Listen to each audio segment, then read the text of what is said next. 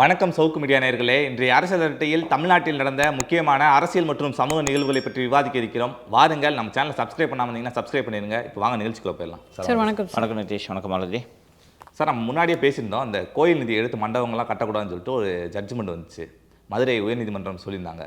இன்றைக்கி அதே போன்று நியூஸ் வந்திருக்கு சார். அதாவது கோயில் நிதி எடுத்துகிட்டு எந்த கட்டடங்களுமே கட்டக்கூடாது அப்படின்னு சொல்லியிருக்காங்க. ரெண்டுமே ஒரே நியூஸ் தானா சார்? அது வேறு இது வேறு. அது ஒரு கோவில், பழனி கோவிலின் நிதியை எடுத்து தேனியில் ஒரு திருமண மண்டபம் கட்டுவது தொடர்பாக தொடரப்பட்ட ஒரு வழக்கு. அந்த வழக்கில் கட்டக்கூடாதுன்ட்டு ரத்து பண்ணிட்டாங்க. சட்டப்பேரவையில் அமைச்சர் திரு சேகர்பாபு அவர்கள் வருடந்தோறும் நாங்கள் இந்த கோவில் நிதி எடுத்து இந்த மண்டபம் கட்டுறோம் அப்படின்ட்டு தொடர்ந்து அறிவிப்புகளை வெளியிட்டு கொண்டு இருக்கிறார்.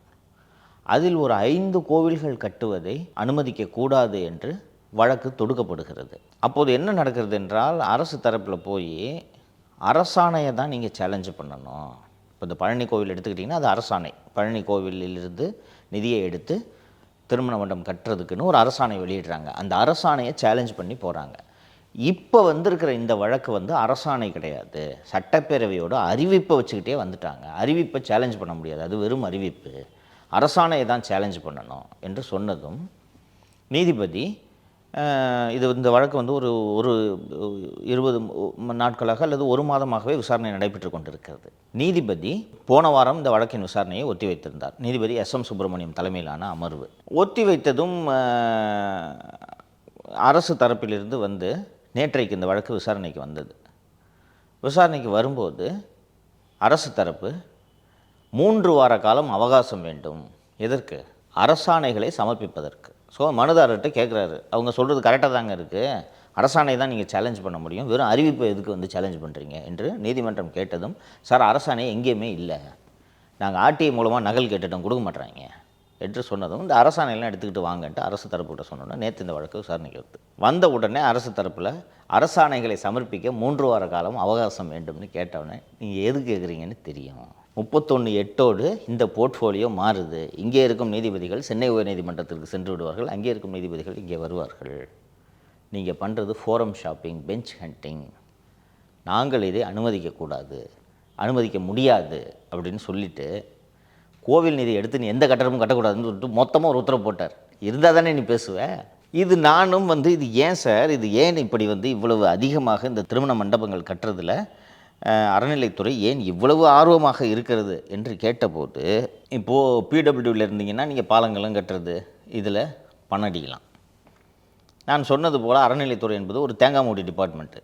சூற தேங்காய் வேணால் கிடைக்கும், உடைக்கிற தேங்காயை பொறுக்கிட்டு போய் தேங்காய் சட்னி வேணால் அரைச்சி தின்னலாமே ஒழிய பெரிய அளவில் வருமானம் வராது. எப்படி நீங்கள் எடுக்க முடியும்? ஏன்னா அறநிலைத்துறைக்கென்று அரசு ஒதுக்கும் நிதியே குறைவாகத்தான் இருக்கும். அதில் புதிய திட்டங்களும் இருக்காது. ஓகேவா? அப்போ எப்படி இதில் காசு அடிக்க முடியும்?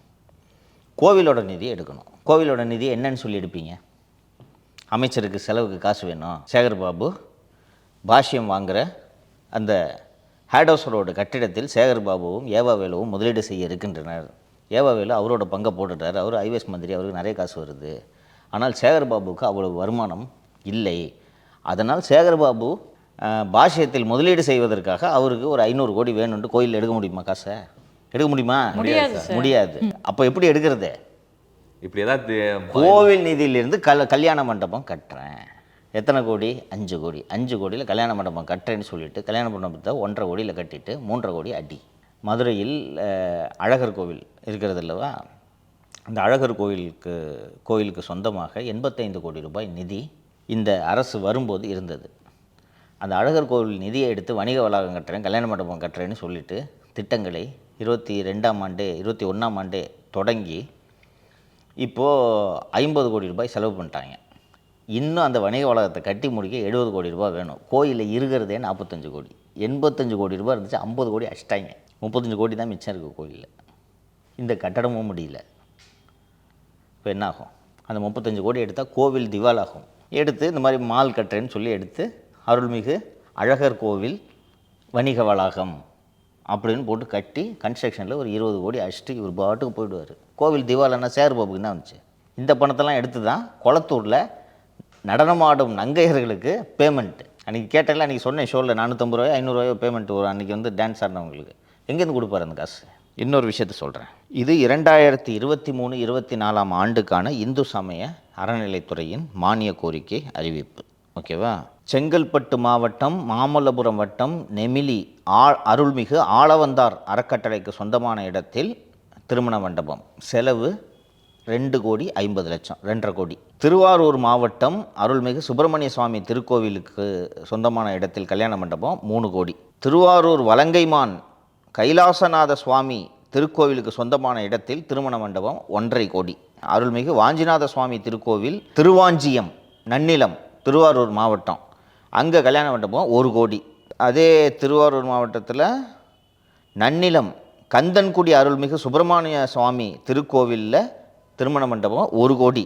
அதே திருவாரூர் மாவட்டத்தில் எத்தனை கல்யாண மண்டபம் பாருங்கள். திருவாரூர் மாவட்டம் நன்னிலம் வட்டம் திருக்கொண்டீஸ்வரம் பசுபதீஸ்வரர் கோவிலுக்கு சொந்தமான இடத்தில் திருமண மண்டபம் 50 லட்சம். கரூர் தான் தோன்றிமலை கல்யாண வெங்கட்ரமண சுவாமி திருக்கோவிலுக்கு சொந்தமான இடத்தில் 3,50 கோடி. புதுக்கோட்டை மாவட்டம் அருள்மிகு விட்டோபா திருக்கோவிலுக்கு சொந்தமான இடத்தில் கல்யாண மண்டபம் 5 கோடி. திருச்சி மணச்சநல்லூர் திருப்பட்டூர் அருள்மிகு பிரம்மபுரீஸ்வரர் திருக்கோவிலுக்கு சொந்தமான இடத்தில் 3,15,00,000.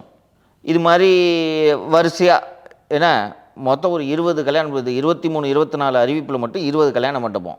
காசி விஸ்வநாத சுவாமி திருக்கோவில் தென்காசி மாவட்டம் 2,50 கோடி. இப்படி ஸ்ரீபெரும்புதூரில் ஒரு 2 கோடிக்கு கல்யாண மண்டபம். விருதுநகர் ஸ்ரீவில்லிபுத்தூரில் வைத்தியநாத சுவாமி திருக்கோவிலுக்கு சொந்தமான இடத்தில் கட்டுறதுக்கு 4,50 கோடி. இது ஏன் கல்யாண மண்டபம் ஒன்று ஒவ்வொரு அமௌண்ட் வருதுன்னு யோசிச்சிங்களா? ஒரு கல்யாண மண்டபம் 50 லட்சம், ஒரு கல்யாண மண்டபம் 5 கோடி. என்ன கணக்கு இது? சைஸாக இருக்குமோ திருமண மண்டபத்தோட சைஸ்? அங்கே காசு இருக்காது சார். அவ்வளோதான், பிடிச்சிட்டான் தம்பி. அந்த கோவிலில் எவ்வளோ இருக்குதோ அதுக்கு தகுந்த மாதிரி திருடுறது. எவ்வளோப்பா வச்சுருக்கீங்க? 80 லட்சம். 50 லட்சத்தில் மண்டபத்தை கட்டு. நீ எவ்வளோப்பா வச்சுருக்கா? 8 கோடி வச்சுருக்கீங்க. 6 கோடியில் மண்டபத்தை கட்டு. இவ்வளோ தான். இப்போ புரியுதா? இவங்க நோக்கம் திருமண மண்டபமா? திருவாரூர் மாவட்டத்தில் மட்டும் எதுக்குப்பா 5 கல்யாண மண்டபமா? நல்ல லாபம் வந்திருக்கும் போல அங்கே. நிறைய கோயில்கள் இருக்கும்னு நினைக்கிறாங்க. திருவாரூர் மாவட்டம், தஞ்சை மாவட்டம் கோவில்களுக்கு பிரசித்தி பெற்ற ஒரு மாவட்டம். ஸோ அங்கே கோவில்கள் அதிகம் இருக்கும். ஒன்று மொத்தமாக சுரண்டணும்னு நினைக்கிறார், தெரியுதா? அந்த ஊரில் எவன் கேட்டான் உன்ட்ட கல்யாண மண்டபம்? கோயிலில் கல்யாணம் பண்ணுறப்போ ஏழையாக தானேப்பா இருப்பான். இன்னொன்று அப்படியே பண்ணுறதா இருந்தால் கூட எங்கே மண்டபம் இருக்கோ அங்கே போய் பண்ணிக்க போகிறாங்க. திருவாரூர் மாவட்டத்தில் மட்டும் நீ எதுக்கு 5 கோவிலில் கல்யாண மண்டபம் கட்டுற? இப்போ தெரியுதா நான் சொன்னது வருதா? ஸோ அதுவும் நீதிமன்றத்தில் இதை சேலஞ்ச் பண்ணுறதுக்கு ஒருத்தர் வந்தானே. இப்போ நான் படித்தது அறிவிப்பு, இந்து சமய அறநிலைத்துறையின் அறிவிப்பு. இந்த அறிவிப்பை சேலஞ்ச் பண்ணக்கூடாதுன்னு போய் அங்கே சட்ட நுணுக்கங்களை பேசுகிறார்கள். இது வெறும் அறிவிப்பு, அரசாணை தான் சேலஞ்ச் பண்ணணும். அரசாணைங்க நாங்கள் தான் அதை ஒழிச்சு வச்சுருக்கோமே. கொடுத்தாங்களா இல்லையா? கடைசி கொடுக்கல. அப்போ எப்படி அரசாணை இல்லாமலே தீர்ப்பு சொல்லிட்டாங்க? இந்த அறிவிப்பையே ரத்து பண்ணுறேன்ட்டார். நான் உத்தரவு போட்டுறேன், கோயில் பணத்தில் நீ எதுவும் கட்டக்கூடாதுப்பா, முடிஞ்சு போச்சா போ. சமூகமே உனக்கு கல்வியோட மகிமை தெரியாதா அப்படின்லாம் பேசுவாங்களே, இங்கே எதுக்கு ஒரே கல்யாண மண்டபம் கட்டிட்டு இருக்காங்க? எல்லா கோவில்களிலும் கல்லூரி கட்டும் அளவுக்கு நிதி இருக்காது அல்லவா? இங்கே பழனி கோவிலுக்கு ஏகப்பட்ட பணம் இருக்குது. அந்த பணத்தை எடுத்து கல்யாண மண்டபமும் கட்டுறீங்க, கல்லூரியும் கட்டுறீங்க. இன்னொன்று சார், கல்லூரி கட்டணும்னா பல மாடி கட்டணும். இதுனா முடிஞ்சல. நான் ஆலப்புழா 4 தூணை வச்சுட்டு கோயிலுக்கான கல்யாண மண்டபம் 4 தூணை வச்சுட்டு எங்கப்பா சாப்பிட்றதுன்னா பொட்டை வெளியில் போய் சாப்பிடியா? உனக்கு வேறு டைனிங் டேபிள் வேறு போடுவாங்க. போ தரையில் உட்காந்து சாப்பிடு, வாழலை போட்டு அங்கே உட்காந்து தின்னு, இல்லைன்னா கையில் ஒரு தொன்னை பிடிச்சிக்கிட்டு போ. ஈஸி இல்லை கல்யாண மண்டபம். நீங்கள் கல்லூரினா அதை ஜஸ்டிஃபை பண்ணணும்ல. இப்போ திருவாரூர் மாவட்டத்தில் 5 கல்யாண மண்டபம், 5 6ன்னு நினைக்கிறேன். 6 கல்லூரி கட்ட முடியுமா சொல்லுங்கள்? அதுக்கப்புறம் மெயின்டெனன்ஸ் வேற போல, டீச்சரை போடணும், மெயின்டைன் பண்ணணும். அதுக்கு தனியாக இப்போ நீங்கள் அதுக்கு முந்தைய ஆண்டு அறிவிப்பை எடுத்து பார்த்தீர்கள் என்றால், கோவில் நிதியில் ஏற்கனவே ஒரு கல்லூரி கட்டப்பட்டிருக்கிறது அல்லவா? அதில் பரிசோதனை கூடங்கள், புதிய வகுப்பறைகள் கட்டுவதற்குன்னு அதிலேருந்து திருப்பி ஒரு 5 கோடி உருவுறாரு. சேகர் பாபுலாம் நிரந்தரமாக ஜெயிலில் இருக்க வேண்டிய ஆள். எடப்பாடி ஆட்சிக்கு வந்த உடனே இந்த தேங்காய் மூடி துறையை முதல்ல ஒரு கூர்ந்து கவனிக்கணும். தேங்காய் மூடி துறையும் சிஎம்டிஏ துறையும் கவனித்தாலே சேகர்பாபு நிரந்தரமாக சிறையில் இருப்பார். கொஞ்சம் நஞ்ச கொள்ளையில் வாங்கி பாஷ்யத்துக்கு ப்ராஜெக்டில் போய் இன்வெஸ்ட் பண்ணுறான்னா எவ்வளோ துட்டு இருக்கும். அதுவே திவாலாக போகுது. ஏவா வேலை பண்ணுறாரு நம்பி. இப்படி தான் போகும் இந்த காசு. இவர் காசு போச்சு பார்த்தில்ல? யார் காசு? பன்னீர். அரசியல் ஞானி அண்ணன் பன்னீரின் பணம் எப்படி போச்சு பார்த்தியா? சுற்றிக்கிட்டே இருக்கிறாரு. பையன் வேறு போய் சிங்கப்பூரில் மலேசியாவில் பையன் ஒரு அமௌண்ட்டை விட்டுட்டு வந்தார். இப்படி தான் போகும் இந்த காசெல்லாம். சேகர்பாபு காசும் இப்படி தான் போக போகுது. எனக்கு ஒன்றும் துளியும் சந்தேகம் இல்லை அதில். அண்டு பக்திமான்கள் மாதிரி நடித்து கோவில் காசில் திருடுறியே. சிவன் சொத்து குலநாசம்னுவாங்க. சிவன் சொத்து தானே இதெல்லாம், நான் படித்தது எல்லாம் பெரும்பாலும் ஈஸ்வரன் கோவில். நீ சிவன் சொத்தை திருடிட்டு சேகர்பாபுவை பார்த்தனா நான் பக்திமானியா அவரு அப்படின்ட்டு அப்படியே கண்ணில் ஜலம் வச்சுப்பாங்க எல்லாரும், அப்படியே உருகுவார். ஆனால் அடிக்கிறது பூரா கொள்ளை. அப்போ உனக்கே சாமி மேலே நம்பிக்கை இல்லை தானே? சாமி தண்டிக்கன்ற நம்பிக்கை உனக்கு உண்மையிலே இருந்துச்சுன்னா நீ திருடுவியா?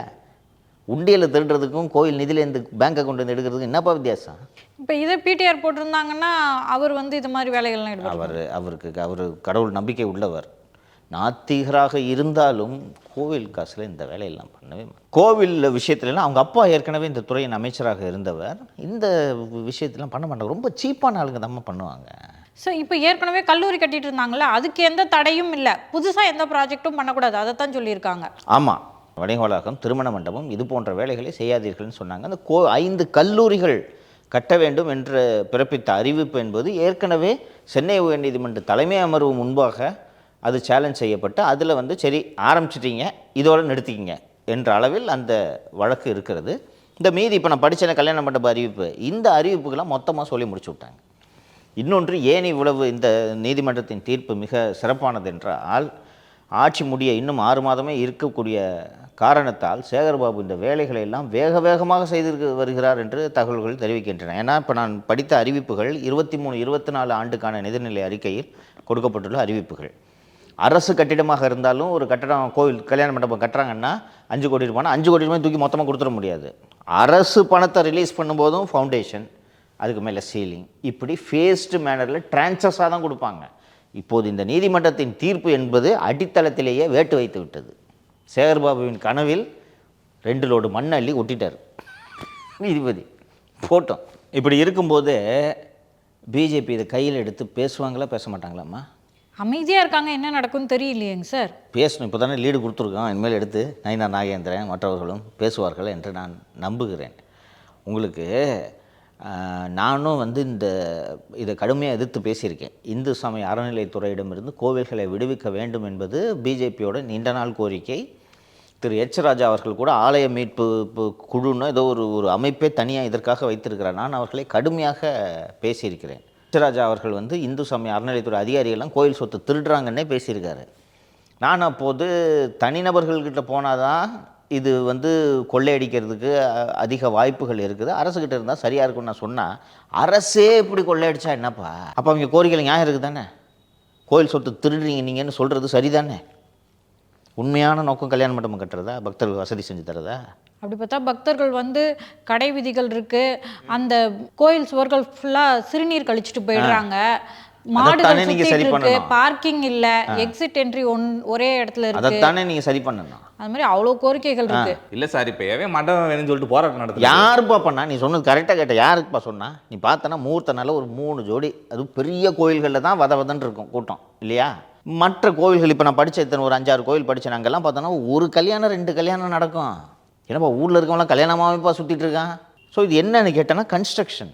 4 பில்லரை போட்டுட்டு மண்டபம் முடிஞ்சிச்சுன்னு சொல்லி 3 கோடி செலவு கணக்கு எழுதுனா யார் செக் பண்ணுறது? அதை இங்கே இந்த சென்னையில் மழைநீர் வடிகால் கால்வாய்கள் எல்லாம் சேகர்பாபு தான் செட்டிங் பண்ணி டெண்டர் விட்றாருன்னு சொன்னேன். எப்படி நடந்துச்சுன்றதே நான் சொன்னேன். இதே மாதிரி தானே அங்கேயும் டெண்டர் விடுவாங்க. போலீஸ் ஸ்டேஷன் 5 கோடியில் கட்ட வேண்டிய போலீஸ் ஸ்டேஷனை 15 கோடிக்கு கட்டுறாருன்னா சேகர்பாபு எவ்வளோ அடிப்பார் காசு கல்யாண மண்டபத்தில்.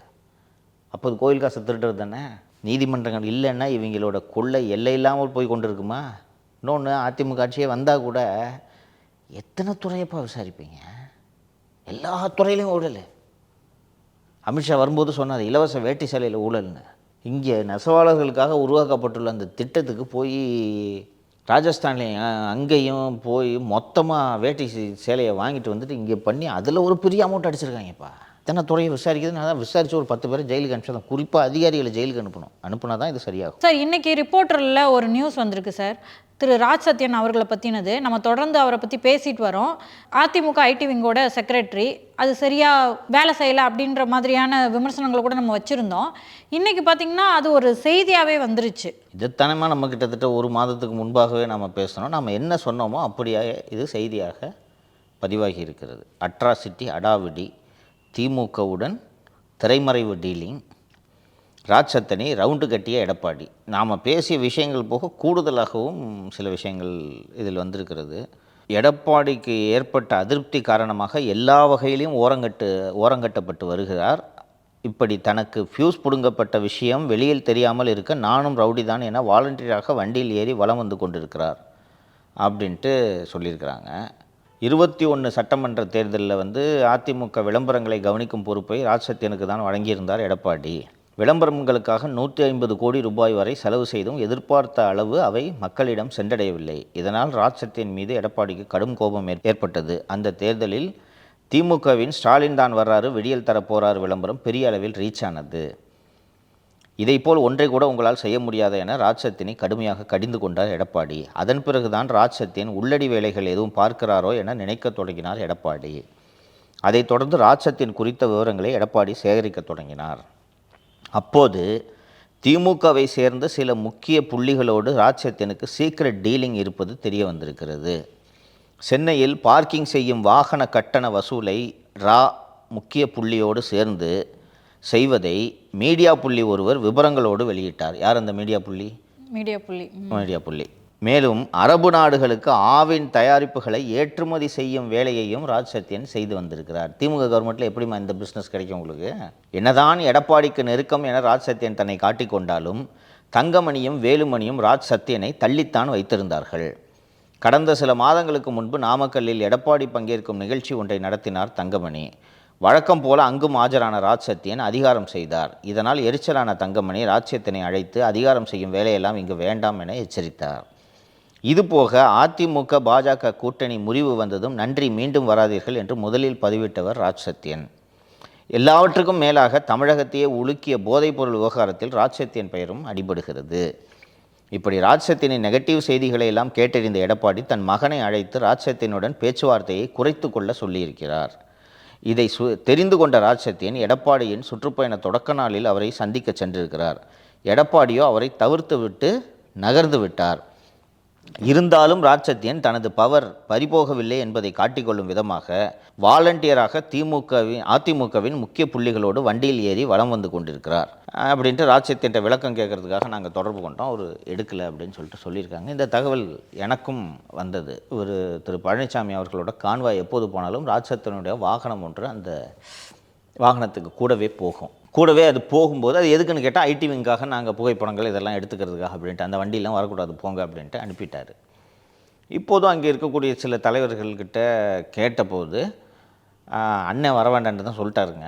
ஆனால் இவர் கூட இல்லை எப்போதும் நின்று கொண்டிருக்கிறார். அதுக்காக என்னங்க கழுத்தை பிடிச்சா தள்ள முடியும் என்று சொல்கிறார். இப்போது நெல்லை மாவட்டத்தில் இவர் திரு பழனிசாமியோட பிரச்சாரம் நடைபெறுகிறது என்று வைத்துக்கொள்ளுங்கள். இப்போ எடப்பாடி இன்றைக்கி நெல்லைக்கு போகிறாருன்னு வச்சுக்கோங்க. இன்றைக்கி மதியமே ராஜ்சத்தியன் அங்கே போய் எடப்பாடி தங்குற ஹோட்டலையே ரூம் போட்டுருவார். ரூம் போட்டுட்டு அந்த மாவட்டத்தும் மற்றும் பக்கத்து மாவட்டத்தோட ஐடி விங் நிர்வாகிகள்லாம் மீட்டிங் அங்கே வாங்க அப்படின்னு சொல்லிட்டு வர சொல்லிவிடுவார். வந்த உடனே அவங்க ஒரு இதில் உட்காந்து பேசுவாங்க. எல்லோரும் ஒரு மீட்டிங் நடக்கணும்னு வச்சுக்கோங்க. அங்கே நம்ம இப்படிலாம் பண்ணணும், அப்படி பண்ணணும், 26 எலெக்ஷனுக்கு நமக்கு இவ்வளோ வேலை இருக்கிறது என்று இன்ஸ்ட்ரக்ஷன்லாம் கொடுத்த உடனே இங்கேருந்து பார்க்குறவங்களுக்கு எடப்பாடி எங்கே போனாலும் ராஜ்சத்தியன் அங்கே போய் இருக்கிறாரு, அவர் தங்குற ஹோட்டல்லே தங்கியிருக்கிறாருன்னா அப்போ அண்ணன் கூடவே கூட்டிகிட்டு இவரை சுற்றுறாரு அப்படின்ட்டு வெளியில் இருக்கவங்க தொண்டர்கள் நினைப்பார்கள் அல்லவா? இதற்காகத்தான் இந்த வேலையை செய்து கொண்டிருக்கிறார். எல்லாத்தையுமே ராஜ்சத்தியன் அவர்கள் தான் முடிவு பண்ணுறாரு. ஐடி விங் ஒழுங்காக இயங்க மாட்டேங்குது. இதெல்லாம் விமர்சனம் பண்ணதுக்கப்புறம் கூட திரு ராஜ்சத்தியன் மேலே எந்த ஒரு நடவடிக்கையும் திரு எடப்பாடி எடுக்கலையே. அப்போது முதல்வரும் எப்படி ஒரு பொம்மை போல் செயல்படுகிறாரோ திரு எடப்பாடி பழனிசாமியும் அப்படித்தானா அப்படின்னு மாதிரி சொன்னாங்க சார். டவுன் சைஸ் பண்ணிட்டாங்க. இப்போ தான் அந்த தகவல் வெளியே வருது.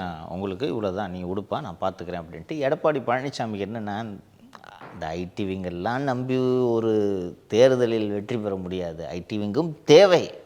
ஆனால் ஐடி விங்காலேயே தேர்தலில் வெற்றி பெற்று விடலாம்லாம் நான் நம்பலை. நான் முதல்ல போய் கிரவுண்ட் ஒர்க்கை பார்க்குறேன். ஐடி விங்குன்றது இதுக்கு சப்போர்ட்டு, அடிஷனல். ஒரிஜினல் தேர்தல் வெற்றியை ஒரிஜினலாக மக்களை சந்திக்கிறது மட்டும்தான் வெற்றியை பெற்றுத்தரும் என்று நம்பக்கூடிய ஒரு ஸ்கூல் ஆஃப் தாட்டை சேர்ந்தவர் திரு பழனிசாமி. அதனால தான் பூத் ஏஜென்ட் என்பதில் அவர் ரொம்ப தீவிரமாக இருந்ததற்கான காரணம் ஒரிஜினல் ஒர்க்கு தான் மக்களை போய் சந்தித்து பெறக்கூடிய வாக்குகள் தான் வெற்றி தேடி தரும். ஐடி விங்கில் சிக்கல் இருக்குன்றது தெரியும். நிர்வாகிகளை மாற்றுறது அப்படின்றதெல்லாம் உடனடியாக எடுத்தேன் கவிழ்த்தேன் என்று செய்ய முடியாது என்பதற்காக அதுக்கான உரிய நேரம் வரட்டும் என்று அவர் காத்திருக்கிறார் என்பது தான் நாம் புரிந்து கொள்ள முடியும். இது நான் ஏற்கனவே நம்ம நிகழ்ச்சியிலே பதிவு செஞ்சேன். எப்போ பாரு அண்ணன் வீட்டில் இருக்கிறேன், அங்கிளை பார்த்துட்டு வந்தேன், அண்ணன் இப்போ தான் ஃபோனில் பேசினார், உங்களை பற்றி கூட அண்ணன் கேட்டார், நீங்கள் போய் அண்ணன்கிட்ட கேட்க முடியும், என்னை பற்றி கேட்டிங்களா அப்படின்ட்டு அடிச்சு விட்றது.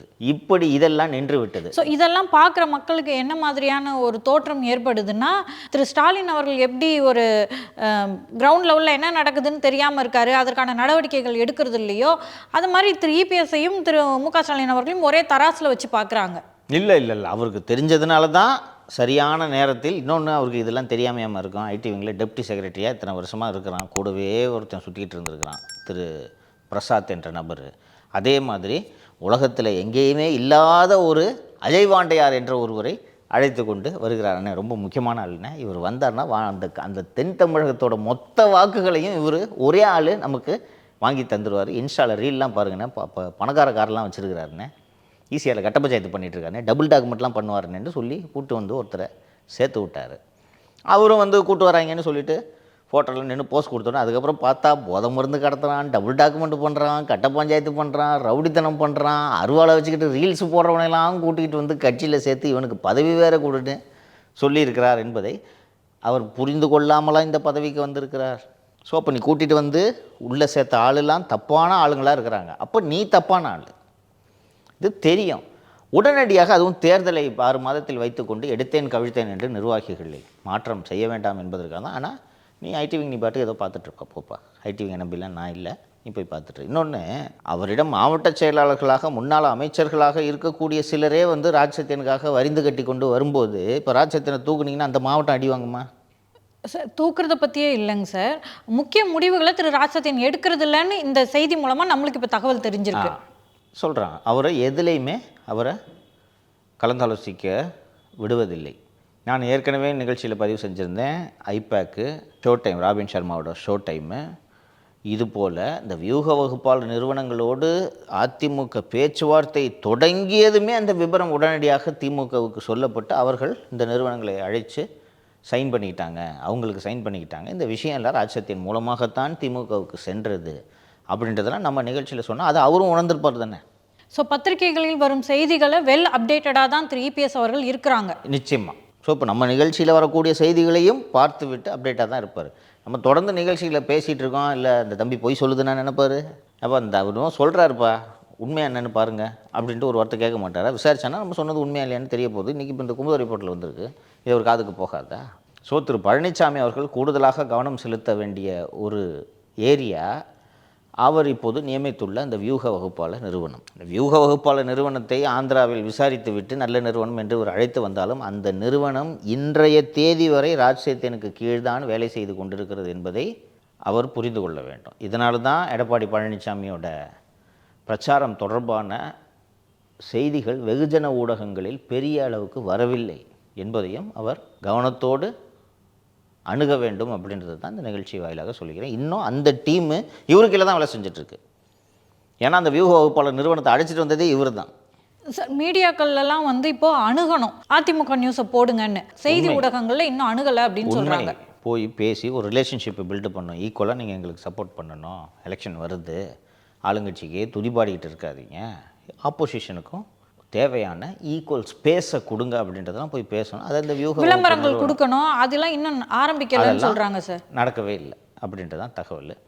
இதையும் அவர் அட்ரஸ் பண்ணுவாருன்ற இன்னைக்கு ப்ரையாரிட்டி இந்த கேம்பெயினை முடிக்கிறது. 120 தொகுதி முடிச்சிருக்காரு. இந்த ஃபஸ்ட்டு ஃபேஸு கோவையில் போய் முடியுது. இந்த ஃபஸ்ட்டு ஃபேஸு அடுத்த கட்டம் அந்த திருச்சி முடிஞ்சிருச்சு, அடுத்த கட்டம் சுற்றுப்பயணம் தொடங்கி கோவையில் போய் முடியுது. அது முடிஞ்ச பிறகு இதெல்லாம் கவனித்து அட்ரஸ் பண்ணுவார்.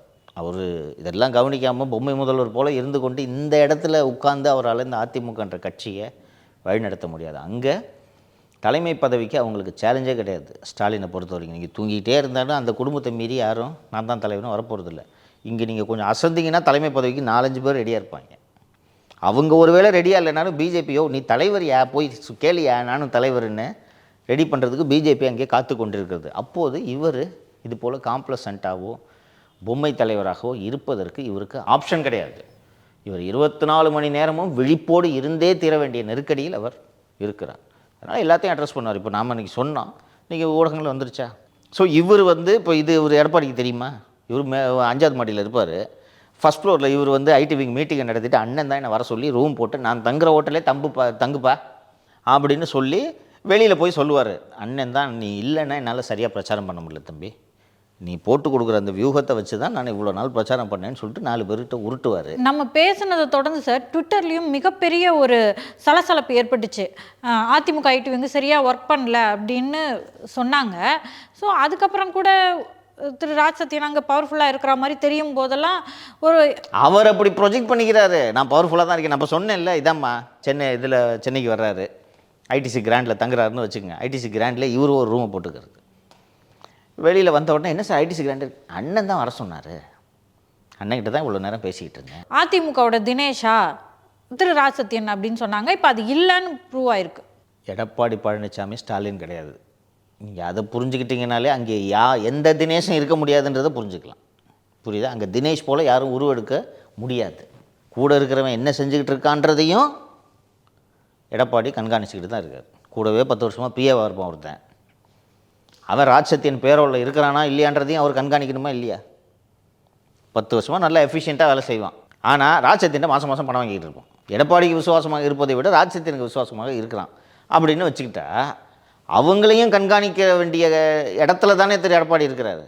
அதை கோட்டை விட்டார்னா அவர் அப்புறம் எப்படி இந்த பொறுப்புக்கு அவர் வர முடியும்? அதனால் எல்லாத்தையும் அவர் அட்ரஸ் பண்ணிட்டார். அதோட நீட்சி தான் பத்திரிகையில் வந்திருக்கு. சார் இந்த பட்டினப்பாக்கம் கடற்கரையில் சார் விநாயகர் சதுர்த்தியை முன்னிட்டு வந்துட்டு அந்த சிலைகளை வந்து கரைக்கிறதுக்காண்டி அங்கே வந்துட்டு கட்டிட கழிவுகளை ஃபுல்லாக கொட்டியிருக்காங்க சார். தமிழ்நாடு கடலோர மண்டல மேலாண்மை ஆணையம் வந்து அதை வந்து சரி பண்ணுங்க, அதை நீக்குங்கன்னு சொல்லிட்டு பல முறை சொல்லியிருக்காங்க சார். ஆனால் கார்பரேஷன் வந்து கிட்டத்தட்ட ஒரு 2 நாளாக வந்துட்டு எதுவுமே பண்ணலையா சார். அதுக்கப்புறம் வந்துட்டு இப்போ தான் வந்து அதை ஃபுல்லாக க்ளீன் பண்ணிருக்கதா செய்தி வந்திருக்கு சார். எதுக்கு சார் இவ்வளோ தாமதம்ன்றதை விட இது ஏன் நடந்தது என்பதை முதலில் பார்க்க வேண்டும்.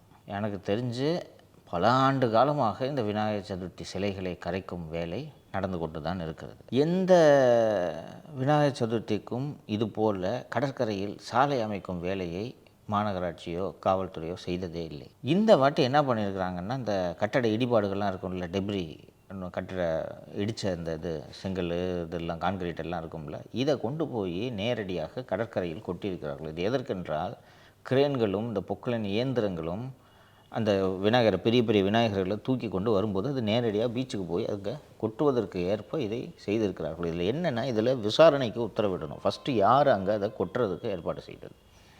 இது என்ன காரணம்னா, அது பீச்சில் மணல் தான் இருக்கணும். அங்கே போய் நீங்கள் கட்டடத்தோட இடிபாடுகளை போய் கொட்டுனேன்னா பீச்சில் எவன்பா நடக்க முடியும்? நீங்கள் அங்கே போய் கொட்டுறீங்க, நீங்கள் அங்கே கொட்டிட்டு போகிறீங்க, கடல் தண்ணி சில நாட்களில் மேலே ஏறி வரும்.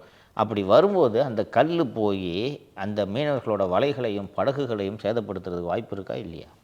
ஏன்னா தான் அங்கே கொண்டு போய் இதை கொட்டுவானா?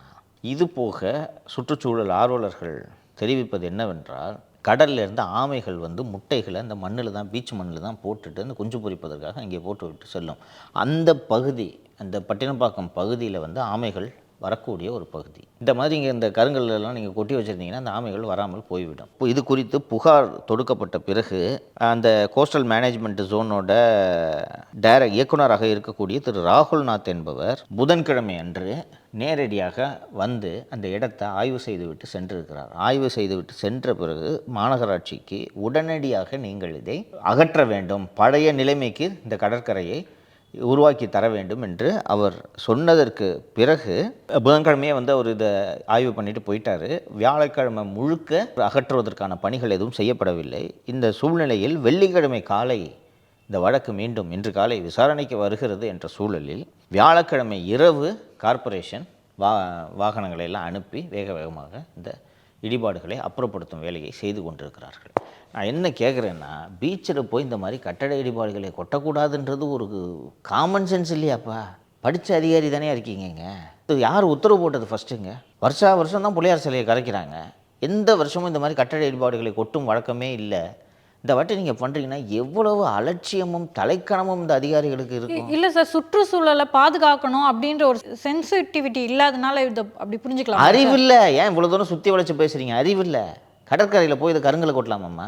கட்டட இடிபாடுக்கு போய் கொட்டலாமா? இன்றைக்கி இவங்க பண்ணலைன்னா என்ன ஆயிருந்திருக்குன்னா, விநாயகர் சிலைகளை கரைத்த பிறகு இதை அக்கறையோடு அப்புறப்படுத்தி இருப்பார்கள் என்று நீங்கள் நினைக்கிறீங்களா? விட்டுட்டு போயிடுவாங்கம்மா. இன்னொரு ஐடியா வேறு சொல்லுவாங்க, அடுத்த வருஷம் விநாயகர் சதுர்த்தி கரைக்கிறதுக்கு இது யூஸ்ஃபுல்லாக இருக்கும். அப்படியே விடுங்க. இந்த அளவுக்கு அறிவில்லாத அதிகாரிகளை வைத்து தான் இந்த திராவிட மாடல் அரசு நடந்து கொண்டு இருக்கிறது. அட்லீஸ்ட் இப்போயாவது எடுத்தாங்களேன்னு சந்தோஷப்படணும், அவ்வளோதான். அதான் அவங்க ஃபோர்ஸ் பண்ணியிருக்காங்களே சார் அந்த கடலோரத்தை மேனேஜ் இன்றைக்கி பண்ணுறாங்க. அது ஹியரிங்க்கு வரல, இதில் ஏதாவது அட்வர்ஸ் ஆர்டர் போட்டுற போகிறாங்களான்னு பயந்துக்கிட்டு அப்புறப்படுத்தியிருப்பாங்க. சார் இதே போல் சார் ஒரு சுற்றுச்சூழல் விவகாரம், இந்த கூவத்தை நார் அடிக்கிறதுக்கு 110 கோடி அப்படின்னு சொல்லிட்டு ஒரு நியூஸ் வந்துச்சு. அதாவது அம்பத்தூர் ஏரியிலேருந்து இந்த கூவம் மாறு இருக்குல்ல சார், அதுக்கு வந்துட்டு மூடு கால்வாய் திட்டம் அமைக்க போகிறாங்க. அங்கே ஆல்ரெடி வந்துட்டு அம்பத்தூர் ஏரி இருக்குல்ல சார், அந்த அம்பத்தூர் ஏரி வந்துட்டு ஃபுல்லாக வந்து சாக்கடை கழிவுகளால் நிரம்பி இருக்கு. இப்போ அதை வந்து துப்புரப்படுத்துறது எதுவுமே கிடையாது, இவங்க மூடு கால்வாய் மட்டும் அமைச்சிடுறாங்க. இதில் ஏற்கனவே வந்துட்டு இப்போ ஓரளவு வந்து இதுவும் வந்து அந்த கூவமாறு வந்துட்டு மாசாக தான் சார் இருக்குது. இதில் அது அந்த சாக்கடை தண்ணியும் கொண்டு வந்துட்டு மூடு கால்வாய் திட்டத்தை மூலியமாக கொண்டு வந்து சேர்க்குறாங்க. இது மிகப்பெரிய அளவில் அந்த கூவமாறு சாக்கடை ஆக்கிறதுக்கு ஒரு திட்டம் அப்படின்னு சொல்லிட்டு சொல்கிறாங்க. இது என்ன சொல்கிறாங்கன்னா, அம்பத்தூர் ஏரியில் இருக்கக்கூடிய கழிவு நீரை கூவத்துக்கு அனுப்புறதுக்கு கால்வாய் ஏற்படுத்துவதற்கு பதிலாக அம்பத்தூர் ஏரியை சுத்தம் செய்தால் குடிநீராக கூட பயன்படுத்திக்கலாம்ல. அதற்கு பதிலாக ஏற்கனவே நீங்கள் சொன்னது கரெக்டு தான், ஏற்கனவே நாறிக்கொண்டிருக்கக்கூடிய கூவத்தில் மேலும் நாரடிக்கிறதுக்கு அம்பத்தூரில் அந்த கழிவு நீராக மாறியுள்ள அந்த ஏரியையும் கூவத்தை இணைச்சு இன்னும் பெரிய சாக்கடையாக கூவத்தை மாற்றுவதற்கு அரசாங்கமே 110 கோடி செலவழிக்கிறது என்பது தான் இதில் தினமலரில் வெளிவந்திருக்கக்கூடிய இந்த செய்தி. அது மாதிரி செஞ்சுட்டு மூடிட போகிறாங்களா சார் மேலே? மேலே மூடி கொண்டு வந்து கூவத்தில் இணைச்சிருவாங்க. மாறாக நீங்கள் அம்பத்தூர் ஏரியை சுத்தம் பண்ணிங்கன்னா அட்லீஸ்ட் ஒரு ஏரியாவது சுத்தம் பண்ணுற அந்த ஒரு நிறைவு நமக்கு இருக்கும். அது வேறு ஏதாவது ஒரு பயன்படுத்தலாம். இன்னொன்று சுத்தம் பண்ணிங்கன்னா அங்கே போட்டிங் எட்டிங்லாம் ஆரம்பித்து சுற்றுச்சூழலே நன்றாக இருக்கும். அப்போது உங்களோட நோக்கம் இந்த சாக்கடையை கொண்டு போய் அந்த சாக்கடையோடு இணைப்பது என்றால் கூவம் சுத்திகரிப்புக்கென்று ஒதுக்கப்பட்ட 1290 கோடி ரூபாய் என்ன ஆயிற்று என்ற கேள்வி எழுகிறது. அப்போது உங்களுக்கு கூவத்தையும் சுத்தம் பண்ணுற ஐடியா இல்லை. ஏன்னா இன்னொரு சாக்கடை கொண்டு வந்து அங்கே இணைச்சி இது பெரிய சாக்கடையாக்குறீங்க. அப்போ கூவத்தை சுத்தம் பண்ணுறேன்ட்டு வருடம் அரசு நிதி ஒதுக்குகிறது. அப்போ அந்த நிதி என்னாச்சு, அதை வச்சுட்டு என்ன செய்கிறீர்கள் இந்த கேள்வி எழுகிறது இல்லவா? அதனால தான் இந்த கூவத்தை மேலும் நாரடிக்க 110 கோடி என்று செய்தி. சாக்கடை இணைக்கிறதுக்கு 118 கோடி. சின்ன சாக்கடையை பெரிய சாக்கடை ஆக்குறதுக்கு அங்கே நம்பி இருக்கிறத இங்கிட்டு கொஞ்சம் எதுக்கு அங்கேயே நம்பி இருக்கா அப்படின்னு சொல்லிட்டு அனுப்பி விட்றாங்க. சார் இந்த நிக்கிதா நகை திருட்டு விவகாரம் வந்துட்டு ஆல்ரெடி வந்துட்டு தமிழ்நாடு காவல்துறையிலேருந்து சிபிஐக்கு மாற்ற சொல்லி நீதிமன்றம் உத்தரவு பிறப்பிச்சிருந்தாங்க. இன்றைக்கி மாற்றிருக்கதா தகவல் வந்திருக்கு சார். எஃப்ஐஆர் பதிவு பண்ணியிருக்காங்க சார். எஃப்ஐஆர் அது ஏற்கனவே தமிழக காவல்துறை பதிவு செய்திருந்த அந்த எஃப்ஐஆரை இப்போது சிபிஐக்கு மாற்றி கடந்த ஹியரிங்கில் நீதிமன்றம் உத்தரவு போட்டது என்று நம்ம பார்த்தோம். அதன் அடிப்படையில் சிபிஐ புதிய எஃப்ஐஆரை இன்று இந்த விவகாரத்தில் பதிவு செய்திருக்கிறார்கள். இதற்கு பிறகு இந்த திருட்டு வழக்கையும் சிபிஐ விசாரிக்கும். இந்த திருட்டு வழக்கு தொடர்பாக நிக்கிதா அழைத்து விசாரிக்கப்படுவார். அப்போது நகை எங்கே வாங்கினீங்க, எந்த வருஷம் வாங்கினீங்க, பில்லு இருக்கிறதா, ஸ்கேன் சென்டருக்கு போனீங்களா, எதுக்கு ஸ்கேன் எடுத்தீங்க, ஸ்கேன் எடுக்க சொல்லி எந்த பகுதிக்கு, உடம்பில் எந்த பகுதிக்கு ஸ்கேன் எடுக்கிறீர்கள், ஸ்கேன் எடுக்க போனவங்க கோயிலுக்கு எதுக்கு போகிறீங்க என்ற விவரங்களை எல்லாம் விசாரிப்பார். அப்போது நகை காணாம் என்றதும் காவல் நிலையத்திற்கு போன பிறகு எந்த அதிகாரியை அழைத்து நீங்கள் பேசினீர்கள், எந்த அதிகாரி மானாமதுரை சப்டிவிஷன் டிஎஸ்பி சண்முக சுந்தரத்துக்கு பேசினார் என்ற விவரங்களும் இந்த விசாரணைகள் வெளியே வரும் என்று நாம் புரிந்து கொள்ளலாம். இது ஒரு சிக்னிஃபிகண்ட். நான் வந்து சிபிஐ ஒரு ப்ரொஃபஷனல் ஏஜென்சின்னு நான் நம்புகிறேன். அதுவும் நீதிமன்ற மேற்பார்வையில் இருக்கக்கூடிய ஒரு வழக்குன்றதுனால ப்ராப்பராக விசாரித்து ரிப்போர்ட் சப்மிட் பண்ணுவாங்க அப்படின்ற உறுதியாக நாம் நம்பலாம். டிஜிபி கனவு போச்சு சார். அப்போ சொல்ல முடியாது, வரட்டும் பார்ப்போம். இந்த விசாரணையோட போக்கை பொறுத்து தெரியும் நமக்கு. சார் இன்றைக்கி டிஜிபி சங்கர் திவார் அவர்கள் வந்துட்டு ஓய்வு பெறாரு. அவர் 31ஆம் ஓய்வு பெறதா நீங்கள் ஃபஸ்ட் சொல்லியிருந்தீங்க. 29ஆம் இன்றைக்கி, அடுத்த 2 நாள் லீவுன்றனால சரி எதுக்கு 2 நாள் லீவ் ரெஸ்ட்டாக போட்டுக்கலாம் அப்படின்னு சொல்லிட்டு இன்றைக்கி சாயந்தரம் 4 மணிக்கு வந்துட்டு ஃபேர்வெல் பார்ட்டி வேறு அவருக்கு நடக்குது சார். இன்ன வரைக்கும் அடுத்த டிஜிபி யாருன்னு இன்ன வரைக்கும் தகவல் எதுவுமே வரலையே சார். இன்றைக்கி ஃபேர்வெல் பார்ட்டி இல்லை, 31/8 அன்று தான் ஃபேர்வெல் பார்ட்டி வச்சுருக்காங்க. இன்றைக்கி மாலைக்குள் அடுத்த பொறுப்பு டிஜிபி, பொம்மை டிஜிபி என்று சொன்னேன்னா அடுத்த பொம்மை டிஜிபி யார் என்ற அறிவிப்பு இன்று வந்துவிடும். அநேகமாக திரு வெங்கட்ராமன் தான் அடுத்த பொம்மை டிஜிபி என்று தகவல்கள் வருகின்றன. இன்று மாலைக்குள் திரு வெங்கட்ராமன் பொம்மை டிஜிபி, பொம்மை முதல்வரை இன்று சந்திப்பார் என்றும் தகவல்கள் நமக்கு வருகின்றன. நான் இந்த விஷயத்தை பேச ஆரம்பித்த போதே ஒரு வாரத்துக்கு முன்பு என்று நினைக்கிறேன், நான் சொன்னேன், கடவுளே நினைத்தாலும் இவர்களால் உச்சநீதிமன்றம் நினைத்தாலும் உயர்நீதிமன்றம் நினைத்தாலும் இந்த அதிகாரிகள் நினைத்ததைத்தான் செய்வார்கள் என்று நான் சொன்னேன். அது இன்று நடந்திருக்கிறது. அண்ணன் திரு எச்ராஜா அவர்கள் அன்றே சொன்னார், ஹைகோர்ட்டாவது என்று சொன்னாரா? அப்படித்தானே இந்த அதிகாரிகள் நினைத்திருக்கிறார்கள். உச்சநீதிமன்றம் ஒரு வழிகாட்டுதலை கொடுத்துருக்கு. உயர்நீதிமன்றம் போன வாரம் விசாரித்து உயர்நீதிமன்றத்துக்கிட்ட சொல்கிறாங்க, சார் நாங்கள் எடுத்துன்னு இருக்கோம் சார் நடவடிக்கைலாம் அப்படின்னு சொல்கிறாங்க. அவங்க நினச்சதானே நடந்துச்சு. இன்றைக்கி இதை இவங்க செய்ய போகிறாங்கன்ட்டு தான் ஒரு பொதுநல வழக்கு தாக்கல் செய்யப்படுது.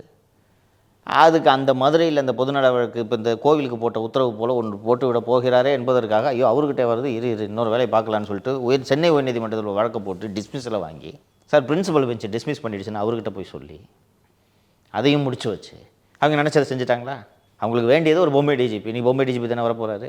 ஸோ நாளை திரு மு.க. ஸ்டாலின் அவர்கள் லண்டன் மற்றும் ஜெர்மனி ஆகிய நாடுகளுக்கு செல்ல இருக்கிறார். வரும்போது ஒரு கப்பலை கொண்டு வரப்போகிறார் என்று தகவல் சொல்கிறார்கள். பொம்மை கப்பலா சார்? உண்மையான கப்பல். என்ன சார் சொல்கிறீங்க? முதலீடுலாம் வருதுப்பா, எதில் எடுத்துகிட்டு வருது? அப்படி சொல்கிறீங்களா? நிறைய முதலீடு கடைசி ஆண்டு பாது கடைசி சுற்றுப்பயணம். இனிமேல் எங்கே போய் ஒரு முதலீடு தமிழ்நாட்டுக்காக எங்கே முதலீடு ஈர்ப்பார் அவர்? சார் ஆனால் சார் ஜெயலலிதா அவர்கள் செய்ய முடியாத சாதனையை கூட முதல்வர் அவர்கள் செஞ்சுருக்காங்க. அவரை செல்வி ஜெயலலிதாவோட அதிகமாக பொருளாதாரத்தை வளர்த்துருக்காருன்னு சொல்கிறாங்க சார். வளர்ந்தது இன்றைக்கி கூட சொல்லியிருக்காருமா, 10 லட்சம் கோடி முதலீடு வந்திருக்குன்ட்டு. 10 லட்சம் கோடி முதலீடு வந்துச்சுன்னா நீ ஏன்ப்பா 8 லட்சம் கோடி கடன் வாங்கின? எங்கே வந்திருக்கு முதலீடு? கடந்த முறை புரிந்துணர்வு ஒப்பந்தம் நீ 30 லட்சம் கோடிக்கு கூட போடலாம். நான் தான் சொல்கிறேன், எங்கள் பாருப்பா, புரிந்துணர்வு ஒப்பந்தம் என்பது சேல் அக்ரிமெண்ட்டுப்பா, ரைட்டா? நீ ஒரு வீடு வச்சுருக்க, அடுத்த வருஷம் ஜனவரி மாதம் 10 லட்ச ரூபா கொடுத்து நான் உங்கள்கிட்ட அந்த வீட்டை வாங்கிக்கிறேன். இது சேல் அக்ரிமெண்ட்டு. இதுதான் புரிந்துணர்வு ஒப்பந்தம். ஜனவரி மாதம் நான் 10 லட்சம் கொடுத்து வீட்டை வாங்கினாதானேப்பா அது சேலு. அதுபோல் இவர் ஸ்பெயின் நாட்டுக்கு செல்லும்போது அங்கே இருக்கிற ஒரு பீங்காங் கம்பெனி நான் ஒரு 2000 கோடி முதலீடு பண்ணுறேன்ட்டு ஒரு சேல் அக்ரிமெண்ட்டை போட்டுக்குவாங்க.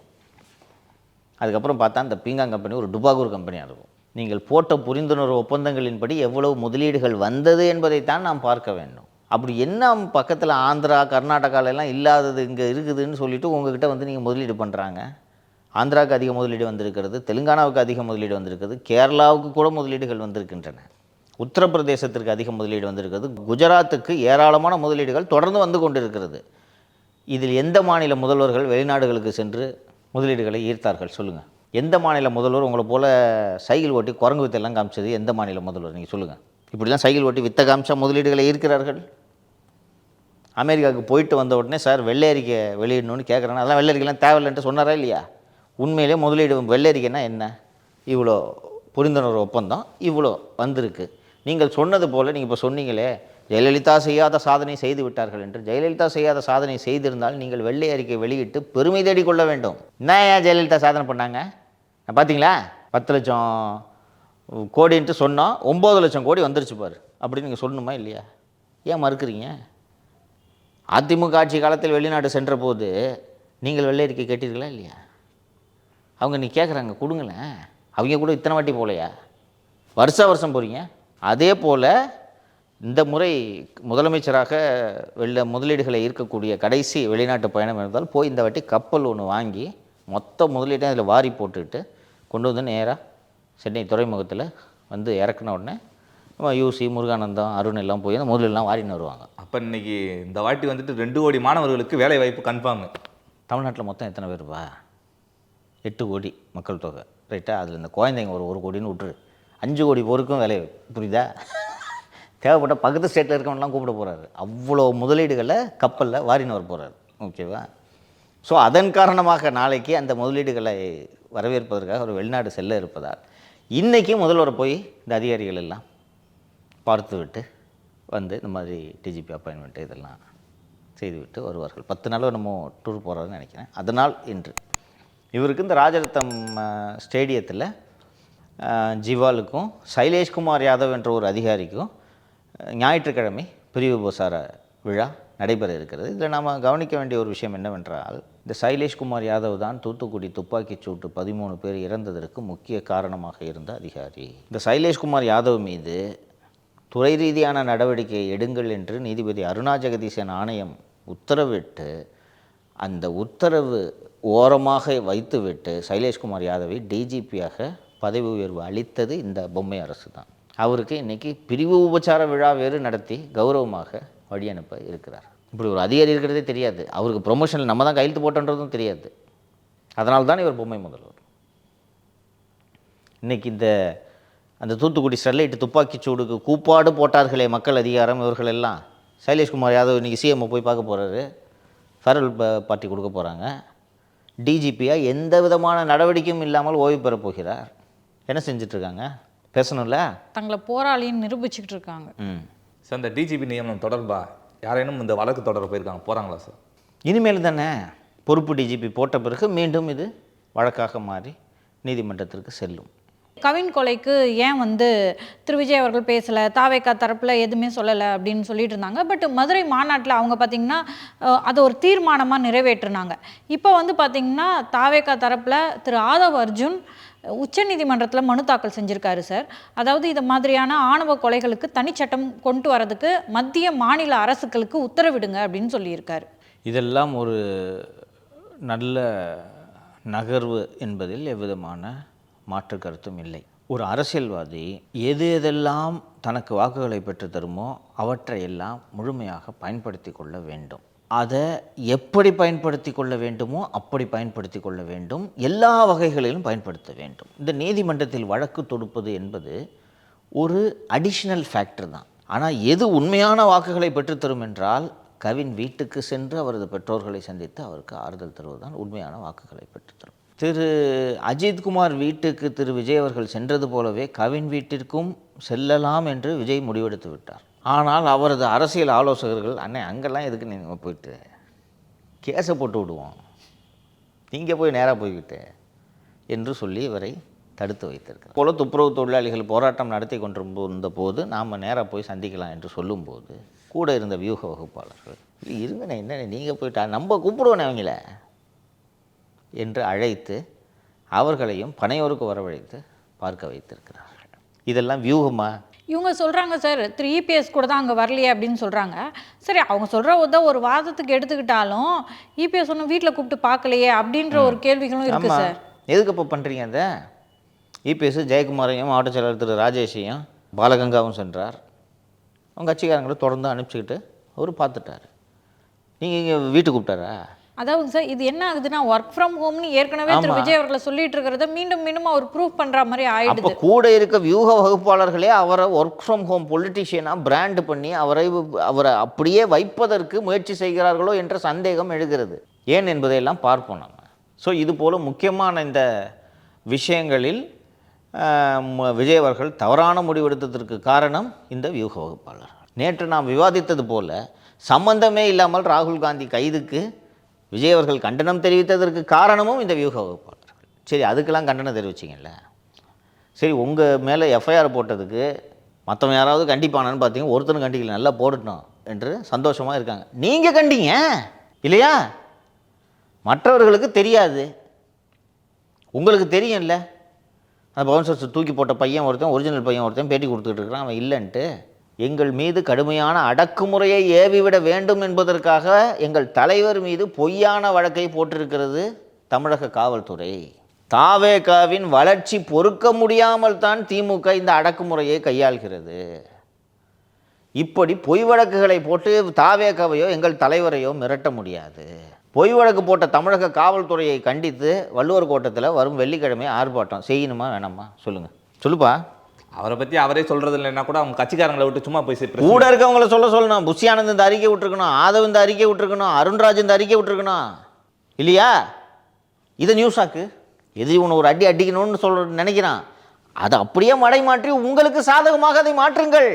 இதே போலத்தான் எம்ஜிஆர் அண்ணா திராவிட முன்னேற்ற கழகத்தை தொடங்கிய போது அவர் மீதும் அவர் கட்சியினர் மீதும் பல்வேறு வழக்குகளை போட்டு அவரை முடக்க நினைத்தார்கள். ஆனால் வரலாறு எம்ஜிஆருக்கு மணிமகுடம் சூட்டியது.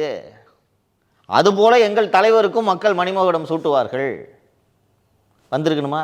எஃப்ஐஆர் போட்டு 2 நாள் வந்து என்ன பண்ணிட்டுருக்கீங்க? இதுதான் வியூக வகுப்பாளரோட வேலையா? இந்த ஜான் ஆரோக்கியசாமியும் ஆதவ் அர்ஜுனும் யாரையுமே விஜய் அணுக விடுறதில்லை. எல்லா விஷயங்களையும் ஜான் நாம் மட்டும்தான் முடிவு செய்ய வேண்டும் என்று தீர்மானமாக இருக்கிறார். அப்படி தீர்மானமாக இருக்கிறவர் குறைந்தபட்சம் சரியான அரசியலாவது செய்ய வேண்டும் அல்லவா? இப்போது நான் சொன்னது போல் பழிவாங்கும் நடவடிக்கையாக எங்கள் வளர்ச்சியை பார்த்து 5 எங்கள் தலைவர் மீது எஃப்ஐஆர் போடுறீங்க அப்படின்ட்டு புஷியோ ஆதவோ ஒரு அறிக்கை வெளியிட்டுக்கணுமா இல்லையா? இதானே வியூகம். என்ன பண்ணிட்டுருக்கீங்க? இன்னொன்று கிட்னி திருட்டு பார்த்தீங்கன்னா இப்போ கோர்ட்டில் சொல்லிட்டாங்க. அதுக்கு எஸ்ஐடி அவங்க ஃபார்ம் பண்ணிட்டாங்க. இன்னைக்கு வரைக்கும் எஃப்ஐஆர் போடவில்லைன்றதை விஜய்கிட்டேருந்து ஒரு அறிக்கையாக வந்திருக்க வேண்டுமா இல்லையா? நீதிமன்றமே ஒரு மிக மோசமான ஒரு குற்றம் உடல் உறுப்பு திருட்டு. அந்த உறுப்பை திருடி இருக்கிறாங்க. நீதிமன்றம் கண்டுபிடிச்சி இது என்னங்க கொடூரமாக இருக்குது, திமுக அரசோட அணுகுமுறை வருத்தம் அளிக்கிறது, அதிர்ச்சி அளிக்கிறது. நாங்கள் சிறப்பு புலனாய்வு குழுவை நியமிக்கிறோம் அப்படின்னு உத்தரவு போட்டிருக்கு. நீதிமன்றம் சிறப்பு புலனாய்வு குழுவை நியமித்ததே திமுக அரசுக்கு இந்த ஊழலில், கிட்னி திருட்டில் தொடர்பு இருக்குமோ என்ற சந்தேகத்தை ஏற்படுத்துகிறது. நீதிமன்றம் தலையிட்டு இப்படி ஒரு சிறப்பு புலனாய்வு குழுவை அமைப்பது என்பது தமிழக அரசுக்கு இழுக்கு. தமிழக முதல்வர் இதற்கு பொறுப்பேற்று ராஜினாமா செய்ய வேண்டும் சொன்னா என்னமா தப்பு? என்ன தப்பு? ஆப்டிக்ஸ் நல்லா இருக்கும் சார். அதான் அரசியல். நான் சொன்னேன்னா, கோர்ட்டு சொல்கிறதுக்கு முன்னாடி சொல்லியிருந்தாலும் பார்த்தீங்களா, எங்கள் தலைவர் அறிக்கை கொடுத்துட்டாரு, கோர்ட் இப்படி சொல்லியிருக்கு அப்படின்னு சொல்லிட்டு அதை அரசியலில் அறுவடை பண்ணிக்கலாம். இல்லை கோர்ட்டு சொன்னதுக்கப்புறமாவது நீங்கள் சொல்லியிருக்கணும். இதுதானே வியூகம். அப்போ வியூக வகுப்பாளர்னு உட்காந்துக்கிட்டு நீங்கள் என்ன வியூகம் வகுக்கிறீங்க? இன்னைக்கு அந்த அவனும் ஆள் வந்து இது டிஎம்கே செட் பண்ணது அப்படின்னு சொல்லிட்டு தெரிஞ்சிருச்சு சார். இன்னொருத்தர் உண்மையான சொல்லிட்டு அதுக்காவது நீங்கள் வந்து பேசியிருக்கலாம்ல சார். தம்பி, உண்மையான ஆள் பொய்யான ஆளுன்றதெல்லாம் தனி. எஃப்ஐஆர் போட்ட உடனே சும்மா பரபரக்குனா, கொடநாடு வழக்கில் எடப்பாடி பழனிசாமியை விசாரிக்க போகிறார்கள் என்று சொன்னதும் அசெம்பிளியை நிப்பாட்டினார் 2 நாள். அண்ணா திராவிட முன்னேற்ற கழகத்தின் முன்னாள் அமைச்சர்கள், எம்எல்ஏக்கள் மீது லஞ்ச ஒழிப்புத்துறை வழக்கு பதிவு செய்து சோதனை நடத்துகிறது. ஆர்ப்பாட்டம் நடத்துகிறாங்களா? வாசலில் போய் உட்காந்துக்கிறாங்களா? திமுக அமைச்சர்கள் வீட்டில் சோதனை நடந்தால் ஐ பெரியசாமி, கே நேரு வீட்டில் நடந்து எடுத்து ஊற்றுறாங்க சார். கட்சிக்காரன் அது ப்ளூ கலர் வாட்டர் போகுது, அதனால் நீ அதெல்லாம் பண்ண நினச்சிக்காத. கட்சிக்காரங்க வீட்டில் போய் வாசல் நிற்கிறாங்களா? உங்கள் தலைவர் மேலே எஃப்ஐஆர் போட்டிருக்காங்க, இது வரைக்கும் சிறு சலனம் இருக்கிறதா? அப்போது விஜய் அவர்களே எல்லாவற்றையும் செய்ய முடியாது, நீ தான் வியூக வகுப்பாளர்னு 9 கோடி வாங்கிட்டு உட்காந்துருக்கிய, சொல்ல வேண்டியதானே என்ன வியூகம் வகுக்கிற? நீங்கள் வகுக்கிற வியூகம்லாம் புஷி ஆனந்துக்கு எதிராகவும் பொருளாளர் வெங்கட்ராமனுக்கு எதிராகவும் தானே உங்களோட வியூகம் பூரா இருக்குது. திமுகவுக்கு எதிராக வியூகம் வகுக்கணும். ஏன்னா நீ பக்கத்தில் இருக்கவனுக்கு எதிராக வியூகம் வகுத்துக்கிட்டு இருந்தா. இப்போ ஆதவன் ஜானு ஒரு டீம் ஆகிட்டாங்க. ஜானு பெரும்பாலும் இருக்கும் இடம் ஆதவோட போயஸ் கார்டன் அலுவலகம், ஆதவோட காரு. அப்புறம் ஜான் ஆரோக்கியசாமியின் உயிருக்கு பாதுகாப்பு இல்லை என்று சொல்லி அவருக்கு 2 பவுன்சரு நடக்குதுங்க. இதெல்லாம் இவர்களை இயக்குவது யார் என்று பார்த்தால் ஆதவ அர்ஜுனையும் ஜான் ஆரோக்கியசாமி இயக்குறது யாருன்னு பார்த்தா ஜூனியர் விகடனின் ஆசிரியர் திரு கலை. என்ன முடிவு, முக்கியமான முடிவு எடுப்பதாக இருந்தாலும் கலையிடம் கலந்தாலோசித்து விட்டு தான் அவர்கள் அந்த முடிவை எடுப்பார்கள். கலை தான் இவர்களுக்கு ராமசாமி மாதிரி. இது என்னைக்காவது ஒரு நாள் டிஸ்கஸ் பண்ணுறதுன்றது வேற, தினந்தோறும் டிஸ்கஸ் பண்ணுறதுன்றது எப்படி சரியாக இருக்கும்? கட்சிக்கு விஜய் தலைவரா கலை தலைவரா? கலையும் கூட்டு போய் 2-3 வாட்டி விஜய் கிட்ட உட்கார வச்சுருக்காங்க. ஸோ கலை கிட்ட டிஸ்கஸ் பண்ணிட்டு தான் எந்த முடிவாக இருந்தாலும் எடுப்பது. கிட்டத்தட்ட தாவேக்காவை நடத்துவதே கலை தான். இப்போ நான் சிம்பிளாக கேட்குறேன், கலை வியூக வகுப்பாளராக இருந்தாலும் சரி, ஜான் ஆரோக்கியசாமி வியூக வகுப்பாளராக இருந்தாலும் சரி, இவர்கள் இருவருமே சரியாக வியூகங்களை வகுக்கவில்லைன்றது நான் இவ்வளோ நேரம் பேசுனது நீங்களே பார்த்துருப்பீங்க, நான் சொல்லணுன்ட்டு அவசியம் இல்லை.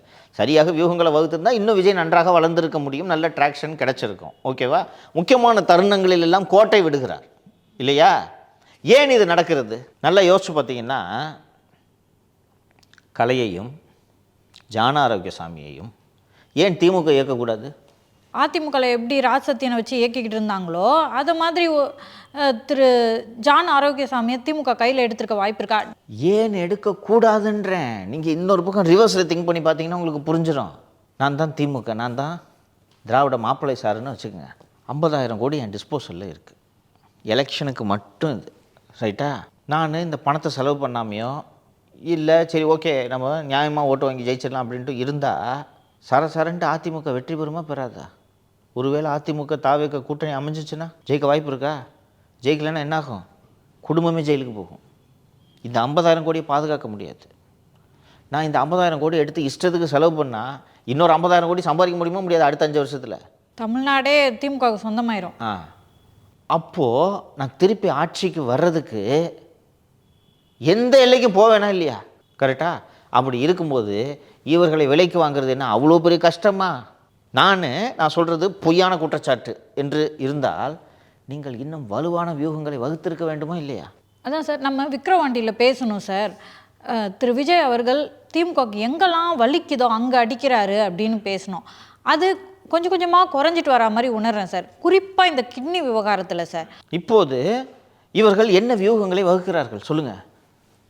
அதான் எனக்கு ஒன்று புரியல. ஒன்று விவரம் தெரியலையா இல்லை திமுக கைக்கூலியாக இருக்க வாய்ப்பு இருக்கா? விவரம் தெரியலன்னு வச்சுக்கலாம். விவரம் தெரிஞ்சவனை தானே நீங்கள் பக்கத்தில் வச்சுருக்கிறீங்க. 9 கோடி பேமெண்ட்டை கொடுத்து வியூகத்தெல்லாம் வகுக்கணுன்றதுக்காக தானே இப்போ கூட வச்சுருக்கிறீங்க நீங்கள். அப்போ என்ன வியூகத்தை வகுக்கிறீங்க நீங்கள்? இவங்க என்ன வீகம் வகுக்குறாங்கன்னா சார், நம்ம இந்த கட்சியில் நமக்கு தேவையானவெல்லாம் எவன் இவனை தூக்கணும், இவனை வெளியே அனுப்பணும், இதுதான் சார் அவங்க வீகமாக இருக்குது. எக்ஸ்-ஐஆர்எஸ் திரு அருண் அவர்கள் அங்கே இருந்தாங்களே சார். அருண்ராஜ் இருக்கிறார். அவருக்கு எதிராக ஜான் ஆரோக்கியசாமியும் ஆதவும் வியூகம் வகுக்க மாட்டார்கள். ஏமா சேர் கூட கொடுக்கலன்ட்டு நம்ம போன வாரம் தானே பேசினா. ஆனால் நம்ம பேசியிருந்தோம், அருண் அவர்களும் ஜான் ஆரோக்கியசாமியும் க்ளோஸு. அருண்ராஜால் ஜான் ஆரோக்கியசாமிக்கு வாகனமும் பவுன்சர்களும் கொடுக்க முடியுமா சொல்லுங்கள். அப்புறம் அவரை இயக்குறதே கலை. இவங்க எல்லாரையும் ஏன் திராவிட மாப்பிள்ளை சார் இயக்கக்கூடாது? யோசிச்சு பாருங்க. நான் சபரீசன் தான் அதான் செய்வாங்களா மாட்டாங்களா? பாமக இயல்பாக போய் அண்ணா திராவிட முன்னேற்ற கழகத்தோடு கூட்டணி வைத்தால் எளிதாக வட தமிழகத்தில் செல்வாக்கு செலுத்துவார்களா? அப்போ இந்த இருக்கிற 50,000 கோடியிலேருந்து ஒரு 300 எடுத்து யார் இப்போ அந்த குடும்பத்தில் ரொம்ப பணத்தாசை பிடிச்சது சின்னவருங்க கூப்பிடு வாப்பா இந்தப்பா குடி 2 செங்குத்தா புழக்கணும் கட்சியை, புரியுதா? அப்போ அதிமுக போனார்னா போயிட்டு போகணும். நான் போக மாட்டேன்னு நிற்கணும், ஆனால் எங்களை தான் திட்டணும். பார்க்குறதுக்கு கடுமையாக திமுக விமர்சனம் பண்ணுற மாதிரி இருக்கணும். நீ எவ்வளோ நல்லா விமர்சனம் பண்ணி அவ்வளோ பேமெண்ட் உனக்கு. சரி, இந்த விஜய் இன்னும் ஆபத்தாக தான் தெரியுது. ஜான் நம்மளால் தாங்க உள்ளே இருக்கிறாரு, கலை மூலமாக கட்சியே நடத்தணும். இருந்தாலும் இந்த விஜய் ஒரு த்ரெட்டாக தான் இருக்கார். என்ன பண்ணுவோம்? அந்த தம்பி சும்மா தானே இருக்கார். அந்த மரங்களோட பேசுகிற தம்பி, அந்த மரங்களோட பேசுகிற தம்பியை கூப்பிடுங்க. இந்தாப்பா என்ன வேலை? டெய்லி திட்டணும். அங்கிள்னா நீ ஜங்கிள்னும், அவர் எங்கள் அங்கிள்னா நீ அணிலுங்கணும். டெய்லி திட்டுறதுக்கு ஏற்ற மாதிரி பேமெண்ட் உனக்கு. இது பண்ணியாச்சா? ஒரே ஒரு கட்சி மட்டும் அந்த பக்கத்து போய்டும் போல இருக்கே. அந்த ஆண்டாளர் காலேஜ் பேமெண்ட்டை நிப்பாட்டுப்பா. இப்போதைக்கு கிடையாது, அது கிட்னி பிரச்சனையில் வேறு மாட்டின்னு இருக்குது. பேமெண்ட்லாம் தர முடியாது. நிறுத்து, எலெக்ஷன் முடிஞ்ச பிறகு பார்த்துக்கலாம். நிறுத்து. பேமெண்ட் வேணும்னா நீ அங்கே போகக்கூடாது, ஏடிஎம்கே கூட. ஜனவரி மாதம் தான் கூட்டணி அறிவிப்பேன்னு சொல்லணும். எந்த ஜனவரி? 27 ஜனவரி தேர்தல் முடிஞ்ச பிறகு. இப்போதைக்கு சொல்ல மாட்டோம், முடிச்சு விடு. இப்படி இவ்வளவு குழப்பங்களை ஏற்படுத்தினால் எளிதாக வெற்றி பெறலாம் என்ற எண்ணம் வருமா வராதா? இதுக்கு தானே சம்பாரித்தது. இவ்வளோ பணத்தை 21 மே மாதத்துலேருந்து கொள்ளையடிக்க தொடங்கியது இப்படி பயன்படுத்துவதற்காகத்தானே. சும்மா வச்சுட்டு வீட்டில் உட்கார்றதுக்கா? அதாங்க சார், இப்போ இன்னைக்கு திமுக மேலே ஆன்டி இன்கம்பன்சி இருக்குதானா? இருக்கு. ஆமாம். ஆனால் அந்த எதிர்ப்பு ஓட்டுக்களை பெறுபவர்கள் ஒவ்வொருத்தரையும் பிரித்து நிற்க வச்சுட்டாங்க. அதானே சாமர்த்தியம். சரி, இவங்களுக்கும் தெரியுமா எந்த ஆட்சியாக இருந்தாலும் ஆன்டி இன்கம்பன்சி இருக்கும். அதுவும் இவங்க பண்ணுற ஆட்சியோட லட்சணத்துக்கு ஹெவியாகவே ஆன்டி இன்கம்பன்சி இருக்கும். அப்போது இந்த ஆன்டி இன்கம்பன்சிலாம் இருந்தாலும் எப்படி ஜெயிக்கிறது? துண்டத்தோட உடச்சி போட்டாச்சா? நிறைய பேர் இப்போ என்ன பேசிகிட்டு இருக்காங்கன்னா, திமுகவுக்கு சாதகமாக திரு விஜய் அவர்கள் நிற்கிறாரு அப்படின்றது தான் பேசுகிறாங்க. அது திமுகவுக்கு சாதகமாக இருக்கணும்னு தான் அவர் நிற்கிறாருன்றதை நான் நம்பலை சார். ஆனால் அவரோட செயல்பாடுகள் கிட்டத்தட்ட திமுகவுக்கு சாதகமாக இருக்க. நான் மனசார சொல்கிறேம்மா, திரு விஜய் அவர்களுக்கு திமுகவுக்கு உதவணுன்னு 1% எண்ணம் கூட கிடையாது. நான் சொல்கிறேன். ஆனால் பார்க்குறதுக்கு நீங்கள் சொல்கிறதையும் நான் ஒத்துக்கிறேன். பார்க்குறதுக்கு அப்படி தான் தோணும். அப்படி தோன்றுவது போல் அந்த வேலையை செய்வது இவர்கள் தானே. நீங்கள் தனியாக போட்டிட்டு 15% வாங்கினீங்கன்னா திமுகவோட வெற்றிக்கு தானே உதவி செய்யும். அது இன்னும் 6 மாதங்கள் இருக்குது, அதெல்லாம் பின்னாடி பார்த்துக்குவோம். இன்றைக்கி குறைஞ்சது திமுகவை மக்கள் மத்தியில் அன்பாப்புலர் ஆக்குற அசைன்மெண்ட்டையே விஜய் அவர்கள் ஒழுங்காக செய்யலைன்றேன் நான்.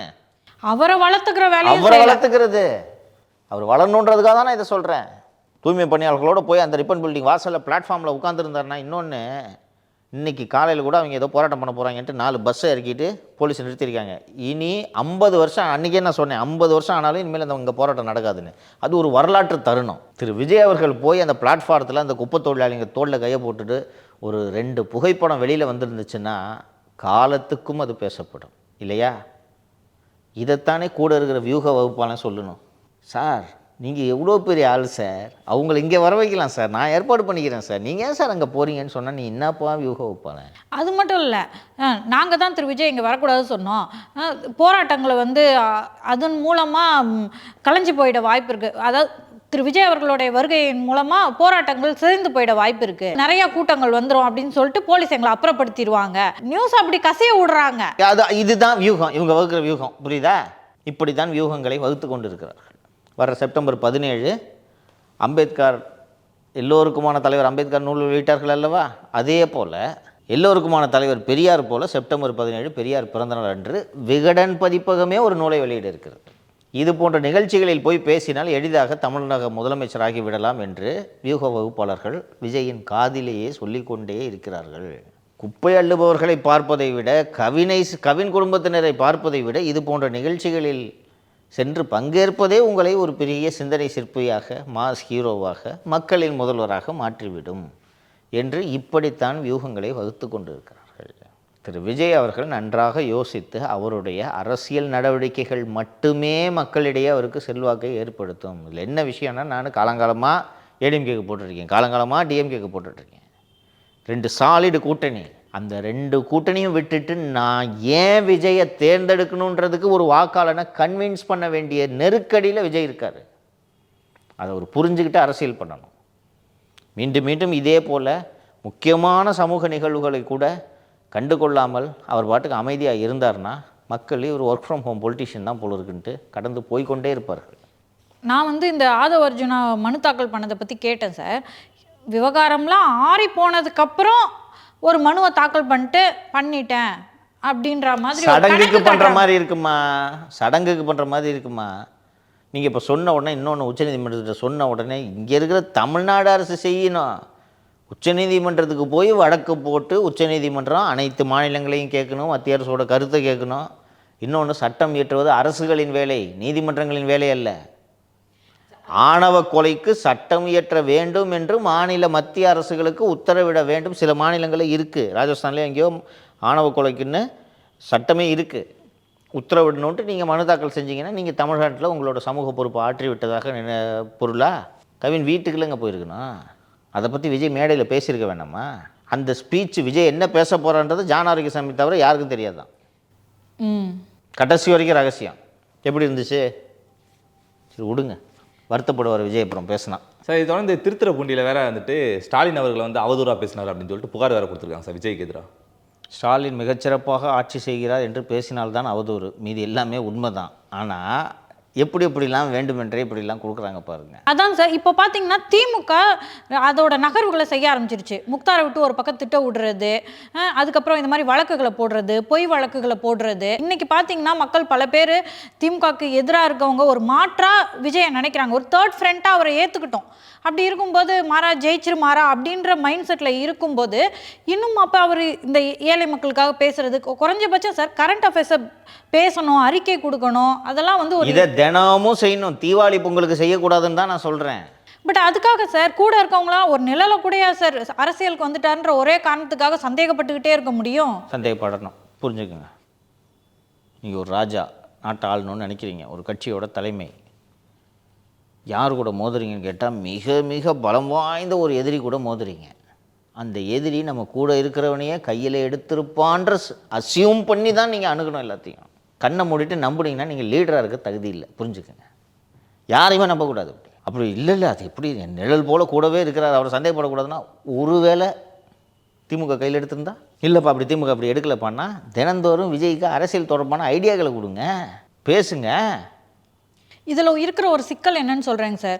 நிறையா ஏற்கனவே திரு ஜான் ஆரோக்கியசாமி அவர்கள் கொடுத்த அட்வைஸின் பேரில் திரு விஜய் நடந்து அதன் மூலமாக பாராட்டுக்களையும் வாங்கியிருப்பார். ஸோ அந்த ஆங்கிள்லேயே தானே திங்க் பண்ண முடியும். சரி, இப்போ ஏன் இதெல்லாம் சொல்லலை? ரிப்பன் பில்டிங் போகலான்னு சொல்லும்போது இல்லை இங்கே கூட்டின்னு வரலான்ட்டு ஏன் சொன்னார் சொல்லுங்கள்? டிராஃபிக் ஆகிடும் போனால், விடிகாத்தால் 3 மணிக்கு போங்க, யாருக்கிட்டையும் சொல்லாமல் போங்க. இப்போவும் டிராஃபிக் ஆகிடுமா? அவங்க இப்போ 24 மணி நேரம் தானே இருந்தாங்க. அஜித் வீட்டுக்கு அப்படி தான் போனாருன்னு நினைக்கிறேன். எப்படி போனார் அஜித் வீட்டுக்கு? ஜல்லிக்கட்டுக்கு அப்படி தான் போனார். கவின் வீட்டுக்கு அப்படி போயிருக்கலாம்ல, அனிதா வீட்டுக்கு அப்படி போனார். இதெல்லாம் ஒரு காரணமா? அப்போது இவ்வளோ நாள் நன்றாக ஐடியாக்களை கொடுத்து கொண்டிருந்த வியூக வகுப்பாளர் இப்போது ஏன் மொக்கை ஐடியாக்களை கொடுக்குறார் என்பதை சந்தேகப்படுமா வேணுமா? சந்தேகப்படணும். பட்டால் தான் நீங்கள் லீடர் ஆக முடியும். எந்த சந்தேகமும் படலைன்னா சினிமா ஹீரோவே இருந்துங்க, அவ்வளோதான். நீங்கள் எதிரியை பார்த்தாலே நீங்கள் இதெல்லாம் புரிஞ்சுக்கலாங்க. நல்லா இருந்த குடும்பம், அப்பாவும் பையனும் கையில் அருவாளோடு சுற்றுற அளவுக்கு கொண்டு வந்தாங்களா இல்லையா? நல்லா தானே இருந்துச்சு அந்த குடும்பம், ஒன்றா தானே இருந்துச்சு. தேமுதிக ஏப்ரல் 2026 மாநிலங்களவை உறுப்பினர் பதவின்னு எழுதி கொடுத்துட்டாங்களா? இன்னும் ஒரு வருஷம் தள்ளி போதும், அவ்வளோதானே இல்லையா? கொடுக்குறேன்ட்டு எழுத்துப்பூர்வமாக கொடுத்துட்டாங்க. ரைட்டுங்க, நாங்கள் அவங்க கூட இருக்கிறோம் அப்படின்னு சொல்லாமல் நாங்கள் ஜனவரியில் அறிவிப்போம். யார் இப்படி பேச வச்சா? அதிமுக எடுத்துக்கங்க. கூடவே சுற்றுற செவ்வாழையை தூக்குனாங்களா? அப்படி தூக்குனதுனால தானே ஷோ டைம் தட்டி விட்டாங்க, ஐபாக்கை தட்டி விட்டாங்க. இது ஒரு வகையில் திரு விஜய் அவர்களுக்கு சாதகமாக பயன்படுத்திக்கணும் சார். எல்லாம் இப்போ எதிரில் இருக்கவங்க எல்லாருமே வந்து வலிமை இல்லாமல் இருக்காங்க. அப்படி இருக்கும்போது நீங்கள் வலிமையாக வர்றதுக்கு எல்லா வாய்ப்புகளும் இருக்கும்போது அதை உங்கள் கூட இருக்கவங்களே தடை பண்ணிட்டு இருக்காங்க. இப்போ நான் சபரீஸ்வரர் இருந்தால் அதை தாம்மா பண்ணுவேன், தடை பண்ணுறது மாதிரியான வேலையை செய்வேன். தீபாவளிக்கு ஒரு விநாயகர் சதுர்த்திக்கு ஒரு வாழ்த்து போட்டிருக்கீங்க, அனைவருக்கும் விநாயகர் சதுர்த்தி வாழ்த்துக்கள். முடிஞ்சா விநாயகர் சதுர்த்தி கொண்டாடுபவர்களுக்கு வாழ்த்துக்கள். இது எதுக்கு? ஏன்னா வந்து பெரியார் அவர் தன்னுடைய வாழ்த்து சொல்லாத ஏத்துக்கிட்டாருல, அது ஒரு விமர்சனம் வரும்ல. வாழ்த்து சொல்லாதீங்க. ஆனா சொல்லணும்ல, இப்ப கொண்டாடுறவங்களுக்கு மனமார வாழ்த்து சொல்லிட்டு போயிடுங்க. விநாயகர் சதுர்த்தி வாழ்த்துக்கள்னு நீங்கள் அனைவருக்கும் விநாயகர் சதுர்த்தி வாழ்த்துக்கள்னு சொன்னால் பாய்மார்களாக அந்த வாழ்த்துக்களை எடுத்துக்க போகிறாங்க? கொண்டாடுறவனுக்கு தானே, நமக்கு கூட சேராது அந்த வாழ்த்து இல்லையா? அன்றைக்கி வேலைக்கு வந்தோம், யார் போய் வீட்டில் பிள்ளையார் வச்சு கொண்டாடி சுண்டல் அவிச்சு கொழுக்கட்டை செய்கிறாங்களோ அவங்களுக்கு தானே இந்த வாழ்த்துக்கள். அது என்ன அதில் விநாயகர் சதுர்த்தி கொண்டாடுபவர்களுக்கு வாழ்த்துக்கள்? இதான் நீங்கள் வகுக்கிற வியூகமா?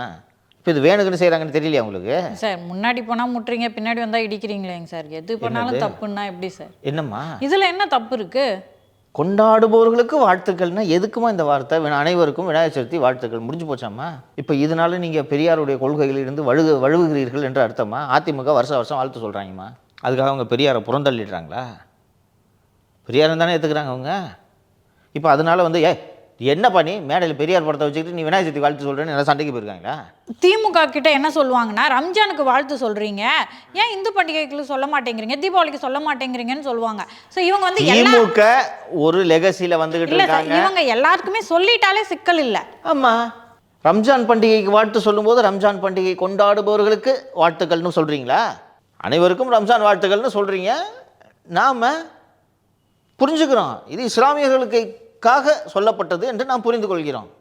கிறிஸ்மஸ்க்கு இப்படியே சொல்லுவீங்களா? இன்னொன்று, தமிழகத்தில் யாரும் பிரிஞ்சு கிடக்கல. இந்துக்கள் வீட்டில் கொழுக்கட்டை பண்ணாங்கன்னா கிறிஸ்டியன் சாப்பிட போறாங்க. விநாயகர் சதுர்த்தியை கொண்டாடுபவர்களுக்கு வாழ்த்துக்கள்ன்றதோட மீனிங் என்ன? கிறிஸ்துமஸ் பண்டிகையை கொண்டாடுபவர்களுக்கு வாழ்த்துக்கள்னு போன வாட்டி போட்டிங்களா? அனைவருக்கும் கிறிஸ்மஸ் வாழ்த்துக்கள்னு சொல்கிறீங்களா இல்லையா? அனைவருக்கும் விநாயகர் சதுர்த்தி வாழ்த்துக்கள் முடிஞ்சு போச்சு. இல்லை விநாயகர் சதுர்த்திக்கு வாழ்த்து சொல்ல விரும்பலை, நான் சொல்ல மாட்டேன், விமர்சனம் வரும், இந்து பண்டிகைக்கு நீ வாழ்த்து சொல்லன்னு வரும், எதிர்கொள்ளுங்க. எதுக்கு சார் இது ரெண்டும் கேட்டான்? கவின் படுகொலையை கண்டித்த மாதிரியும் இருக்கணும், கண்டிக்காத மாதிரியும் இருக்கணும், அப்படி தானே? துப்புரவு தொழிலாளிங்க போராட்டத்துக்கு ஆதரவு கொடுத்த மாதிரியும் இருக்கணும், கொடுக்காத மாதிரியும் இருக்கணும். மீண்டும் மீண்டும் திமுக எப்படி ஒரு அடையாள அரசியல் பண்ணுதோ அதே மாதிரி திரு விஜய் அவர்களையும் இவங்க வழி நடத்துகிறாங்க. அப்படி தானே இருக்கு. இது திரு விஜய் அவர்களை யோசிக்க வேணாமா? இது எதுக்குங்க கொண்டாடுபவர்களுக்கு வாழ்த்துக்கன்றது? இது எதுக்குங்கன்னு யோசிக்கணுமா வேணாமா? எல்லாருக்கும் விநாயகர் சதுர்த்தி வாழ்த்துக்கள் முடிஞ்சு போச்சா? நம்ம சொன்னோம்ல, நம்ம கொண்டாட நம்ம ஃபஸ்ட்டு. சார் இப்போ துப்புரவு தொழிலாளிகளை வந்து வீட்டில் கூப்பிட்டு பார்த்தாருலங்க சார், அப்போ திரு அருண் அவர்களோ திரு புஷி ஆனந்த் அவர்களோ இல்லை தலைவா நேரில் ஒரு எட்டு போயிட்டு வந்துடலாம் அப்படி சொல்லியிருக்கலாம்ல. திரு ஜான் ஆரோக்கியசாமி சொல்லும் ஆலோசனைகளை மட்டும் விஜய் கேட்டால், இவர் வேறு யார் அவங்க சொல்கிற ஐடியா தப்பு, இவங்க சொல்கிற ஐடியா தப்பு, நான் சொல்கிற ஐடியா மட்டும்தான் கரெக்டுன்ட்டு ஒரு ஜான் அந்த நிலைப்பாடு எடுத்தா? மதுரை மாநாட்டில் யாருமே பேசக்கூடாதுன்னு சொல்லிட்டார் ஜான். மாவட்ட செயலாளர் வரவேற்புரை, விஜய் பேசுகிறாரு, நன்றி உரை. 15 கோடி செலவு பண்ணியிருக்கையா மாநாட்டுக்காக, ஒரு 5 நிமிஷம் பேசுறதுக்கு மைக்க கொடுங்கய்யா. திரு ஆதவா இப்போ யார் செலவு பண்ணுது? அருண்ராஜ் பேசும்போதே சீட்டு கொடுத்து அனுப்பினாங்களா? நேரம் அதிகமாகிறது, யாரும் பேசக்கூடாது. இதெல்லாம் வந்து திரு விஜய் அவர்களின் நன்மைக்காக சொல்லுகிறோம். இதெல்லாம் கற்றுக்கொள்ள வேண்டும். இதெல்லாம் எல்லாத்தையும் சந்தேகப்படணுமா? நீங்கள் சொல்கிறது கரெக்டாக. அது எப்படி சார் கூடவே இருக்கிறத செத்து பண்ணணுன்னா?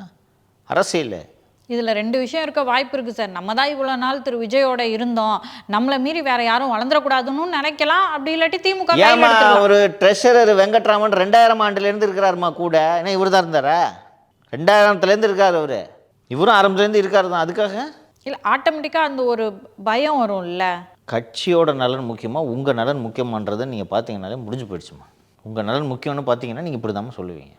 அவனை பேச விட்டா அவன் நல்ல பேர் வாங்கிட்டு போயிடுவான். அவன் இப்போ அண்ணன் பக்கத்தில் இருக்கிற மாதிரி ஃபோட்டோ எடுத்து போட்டு அவன் பெரிய ஆளாயிடுவான். விடக்கூடாது, அவனுக்கு பேச வாய்ப்பு கொடுத்தா தானே நீ பண்ணுவேன். ஸோ திரு விஜய் அவர்களை இதெல்லாம் கற்றுக்கொண்டு புரிந்து கொண்டு அரசியல் செய்ய வேண்டும்ன்றது தான் நம்ம இதன் மூலமாக உணர்த்த விரும்புகிறது. எல்லாரையும் சந்தேகப்படணும். அதுவும் திமுக போன்ற எதிரியோடு நீங்கள் மோதும் போது எல்லோரையும் சந்தேகப்பட வேண்டும். சந்தேகப்படுங்க, உண்மை இல்லைன்னு தெரிஞ்சிச்சுன்னா ரைட்டு, உண்மை இல்லைன்னு நினச்சிட்டு போங்க. இதில் என்ன இருக்குது? கண்மூடித்தனமாக நம்புறது ஆபத்து இல்லையா? ஜான் ஆரோக்கியசாமி உண்மையிலேயே அந்த மாதிரி திமுக ஏஜென்ட்டாக இல்லாமல் இருந்தால் மகிழ்ச்சி, இருந்துவிட்டால் சந்தேகப்பட வேண்டும். அதுதான் முக்கியம். சரி சார், இன்றைய அரசியல் பல நிகழ்வுகளை பற்றி பேசினோம். தொடர்ந்து நாளையும் பேசுவோம் சார். நன்றி சார். நன்றி சார்.